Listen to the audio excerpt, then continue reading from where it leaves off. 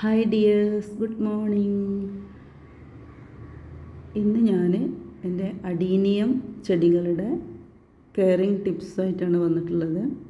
Adenium ചെടികൾ നന്നായിട്ട് flower ആവാനും അഡീനിയം ചെടികളുടെ മറ്റ് കെയറിങ്ങും ഒക്കെയാണെന്ന് പറയുന്നത്. ഇത് രാവിലെ തന്നെ എൻ്റെ ഗാർഡനിലേക്ക് വിരുന്ന് വന്ന അതിഥികളാണ്. 2 മയിൽ, ഒരു ആൺമയിലും ഒരു പെൺമയിലും ആണെന്ന് തോന്നുന്നു. 2 പെയേഴ്സാണ്. എന്തായാലും എൻ്റെ സൗണ്ട് കേട്ടപ്പോൾ അവർ പറന്നു പോയി. ഞാൻ വീഡിയോ എടുക്കാൻ വേണ്ടി നോക്കിയതാണ്, പക്ഷേ നേരെ വീഡിയോയിലൊന്നും കിട്ടിയില്ല. ഇതിപ്പം എൻ്റെ ചെടികൾ കുറച്ച് ഫ്ലവറിംഗ് ഒക്കെ ആയിട്ട് നിൽക്കുന്ന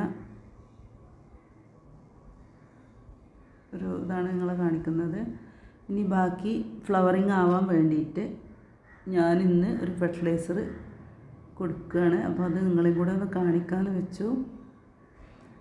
ഒന്നുമല്ല, നമ്മുടെ മുട്ടത്തോട് പൊടിച്ചതാണ്, വേറെ പ്രത്യേകിച്ച് വളങ്ങളൊന്നുമല്ല ഇപ്പോൾ ചെയ്യുന്നത്. മഴക്കാലമായതുകൊണ്ട് തന്നെ ഒരു വളവും ചെയ്തിട്ടില്ല.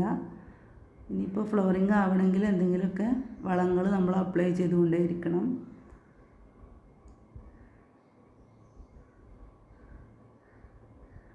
ഈ പ്ലാന്റ് എൻ്റെ ഒരു മദർ പ്ലാന്റാണ്. ഏകദേശം 8 വർഷം പഴക്കമുണ്ടാവും ഈ ചെടിക്ക്. അത്രക്കും വലിയ കോഡക്സൊക്കെ ആയി വന്നിട്ടുണ്ട്.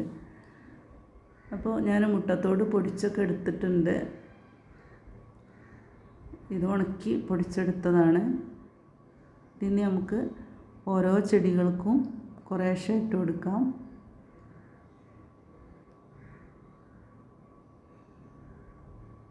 ഓരോന്നും ഓരോ ഭാഗത്തായിട്ട് ഇരുന്നിരുന്നതാണ്. അപ്പം ഞാൻ അതെല്ലാം എടുത്ത് ഒരു ഭാഗത്തേക്ക് തന്നെ വെച്ചിട്ടുണ്ട്. ഇങ്ങനെ ആകുമ്പോഴാണ് ഫ്ലവറിങ് കാണാൻ നല്ല ഭംഗി ഉണ്ടാവുള്ളൂ. പലതും പല സ്ഥലങ്ങളിൽ വെച്ച് കഴിഞ്ഞാൽ അവിടെ നിൽക്കുമ്പോൾ ഒരു ഭംഗി ഉണ്ടാവില്ല.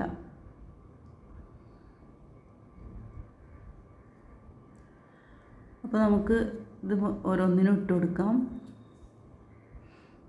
മുട്ടത്തോട് പൊടിച്ചത് നമുക്ക് കോഡക്സുമലായി വിചാരിച്ചിട്ടൊരു പ്രശ്നം വരുന്നില്ല. പക്ഷെ നമ്മൾ കെമിക്കൽ ഫെർട്ടിലൈസറായിട്ടുള്ള NPK അതല്ലെങ്കിൽ പൊട്ടാഷ്, DAP ഇതൊക്കെ കൊടുക്കുന്ന സമയത്ത് കോഡക്സുമ തട്ടിക്കഴിഞ്ഞാൽ കോഡക്സിന് ചീയൽ വരും, അഴുകിപ്പോവും. അപ്പോൾ അതുകൊണ്ട് കെമിക്കൽ വളങ്ങൾ കൊടുക്കുമ്പോൾ കോഡക്സിൻ്റെ തട്ടാതെ വിട്ടിട്ട് ഇട്ട് കൊടുക്കാൻ വേണ്ടി ശ്രദ്ധിക്കുക. പൊട്ടാഷ്, DAP ഇതെല്ലാം ഫ്ലവറിങ്ങിന് ബെസ്റ്റാണ്.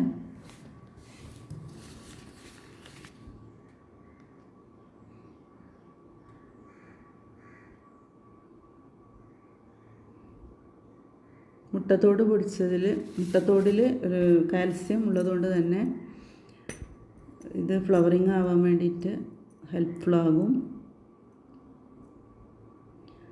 എല്ലാ ചെടികൾക്കും ഇട്ട് കൊടുക്കുന്നുണ്ട്.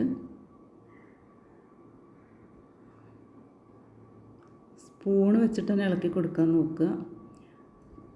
വേറെയുള്ള ഷാർപ്പ് ഒബ്ജക്റ്റൊക്കെ ആണെങ്കിൽ കോഡക്സുമ തട്ടിക്കഴിഞ്ഞാൽ മുറിവാവും. ആ മുറിവ് പിന്നെ ഇൻഫെക്ഷനായിട്ട് ആ ചെടി പറ്റെ നശിച്ചു പോകും. അപ്പോൾ മുറിവുകളൊന്നും പറ്റാത്ത രീതിയിൽ നമ്മൾ കൈകാര്യം ചെയ്യുക.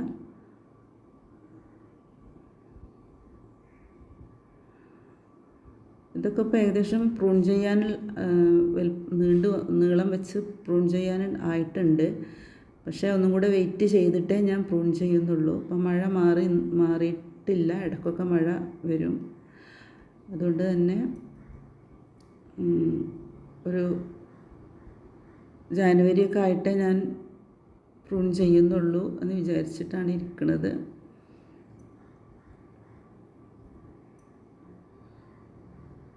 പ്രൂൺ ചെയ്ത് കഴിയുമ്പോൾ അതിൻ്റെ അറ്റത്ത് നല്ല സാഫ് പുരട്ടി കൊടുക്കണം ആ മുറിവിൽ,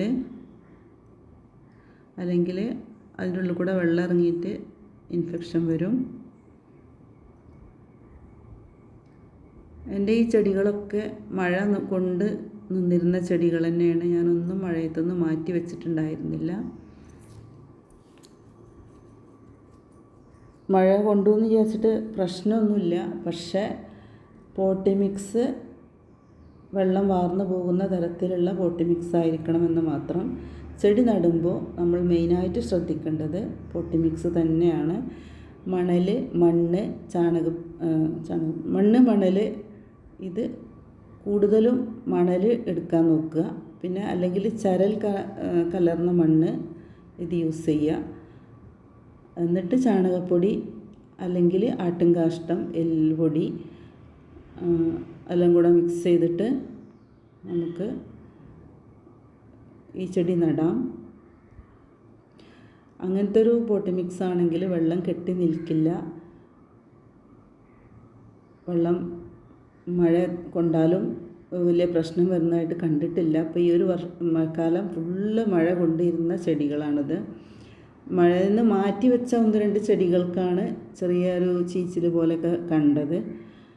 അപ്പോൾ അത് മഴ കൊണ്ടതുകൊണ്ടുള്ള പ്രശ്നമല്ല എന്നാണ് ഇപ്പോൾ എൻ്റെ ഒരു എക്സ്പീരിയൻസിൽ നിന്ന് എനിക്ക് മനസ്സിലായത്.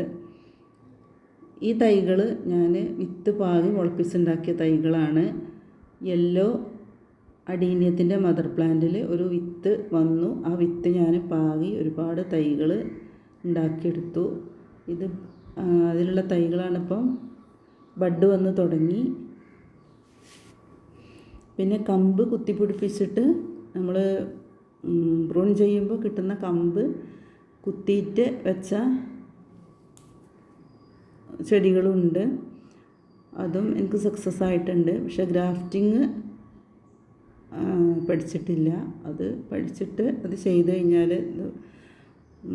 നല്ല തൈകളൊക്കെ ഉണ്ടാക്കിയെടുക്കാൻ പറ്റും. ഇത് ഞാൻ കമ്പ് കുത്തിപ്പിടിപ്പിച്ച റെഡ് അഡീനിയത്തിൻ്റെ തൈയാണ്. ഈ 2 തൈകളും ഞാൻ കുത്തിപ്പിടിപ്പിച്ചെടുത്തതാണ്. ഇപ്പോൾ ഫ്ലവറിങ് ആയി.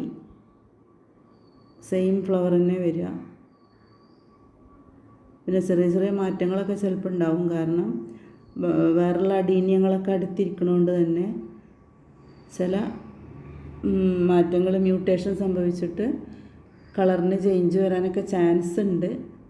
100% ഉറപ്പൊന്നുമില്ല. എന്നാലും പിന്നെ ബട്ടർഫ്ലൈസ് ഒരു പൂമ്പൊടി ഒരു പൂവിൽ വന്നിരുന്നിട്ട് മറ്റേ പൂവിൽ വന്നിരിക്കുമ്പോൾ അതിൻ്റെ പൂമ്പൊടി ഇതിൽ പറ്റിയിട്ട് അങ്ങനെയും കളർ ചേഞ്ചസ് വരാൻ ചാൻസ് ഉണ്ട്. എന്താണെങ്കിലും ഇതിന് റെഡ് കളർ തന്നെയാണ്. ചെറിയ എന്തെങ്കിലും ചെറിയ വ്യത്യാസമൊക്കെ ഉണ്ടെങ്കിലേ ഉള്ളൂ.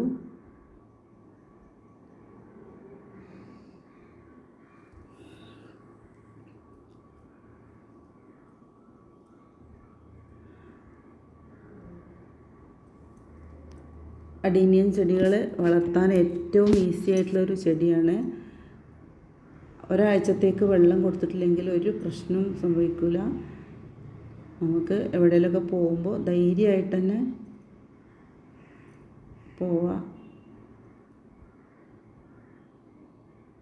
ഇനി ഇതിനൊക്കെ ഞാൻ കുറേശ്ശെ വെള്ളം ഒഴിച്ചു കൊടുക്കുന്നുണ്ട്.